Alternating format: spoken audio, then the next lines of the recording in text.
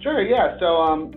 I got my degree in entrepreneurship and corporate innovation at Indiana University. In my junior year of college is when I first really got involved in machine learning. I started a company called Social Sweepster, and we had built facial and image recognition technology to actually help college students clean up their social media. So I'd find pictures of you drinking beers and doing keg stands and get those deleted off your Facebook, Twitter, and Instagram accounts before you went and applied for that first job. Sure, so what we really had to do is we had to look at what people were doing with text, right? So there's a whole business built around natural language processing and text analytics and social media where they're trying to identify trends and topics of conversation, understand sentiment around a particular campaign, tracking things like impressions and engagement. So for example, one use case might be tracking the value of a sponsorship, right? So you know at a sporting event how many people are in attendance and how many people are watching on TV. But there are all these people posting images of the game where there might be sponsorship and logos on, let's say it's basketball, a backboard, the floor. And so there's all this additional impression and engagement that's happening visually, but it's not being captured via text. So let's say AT&T sponsors the NCAA Final Four. No one at the game is really talking about AT&T typically, but they're taking lots of pictures of heavily branded assets there.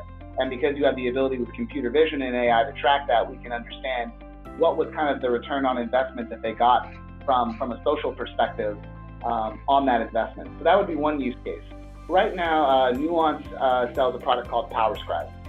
And PowerScribe is a reporting tool that uses speech-to-text technology. It's actually, if you guys have ever heard of Dragon, we're the company that owns that technology.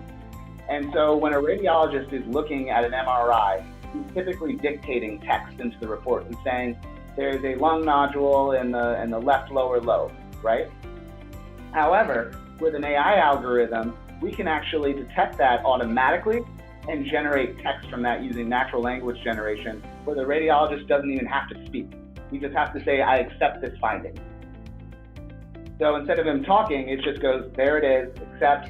And it also helps him jump to the part in the series, because an MRI or a CT chest scan can have 100 different images, right? And so if he has to go through every single image looking for a lung nodule, that can take him some time too. So if we say we've detected the lung nodule in image 5, 10, and 20, that's going to save him a significant amount of time. But in terms of that human machine learning partnership, he's also getting the ability to say that I agree with this. It's not just them depending strictly on the AI algorithm, it's making a suggestion. Yeah, absolutely. I think that we need to get closer towards what we would call common sense knowledge bases. We need to understand the relationships between objects. So if I take it back to my work in social media analytics, I'll use an example. There's a photo of President Barack Obama, and this is a blog post by actually Andre Karpathy, if you want to take a look at it. He's a very famous computer vision researcher. And it's a picture of Barack Obama, and he's in a locker room, and he's with 10 other guys. There's a couple mirrors, and Barack Obama is putting his foot on the scale of some other government official, and everyone's laughing, right? So today, most computer vision algorithms would tell you that there was probably 20 people in the room. It would tell you it was a locker room, but it wouldn't understand why people were laughing. And it wouldn't understand that the reason that there's 20 people in the room is because there's mirrors, but in reality, there's 10 people. And it wouldn't understand basic laws of physics, like this common sense that because Barack Obama is putting his foot on the scale, it is causing the weight of that particular individual to go up.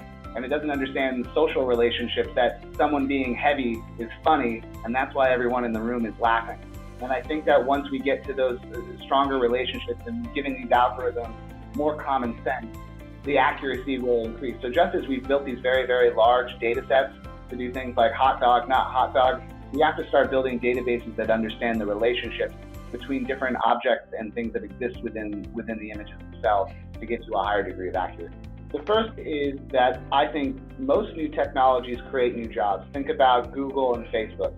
Jobs like the social media analyst, an SEO specialist or expert, those things never existed before. So we're thinking of all the jobs that AI could take away, but we're not thinking about the jobs that it could create.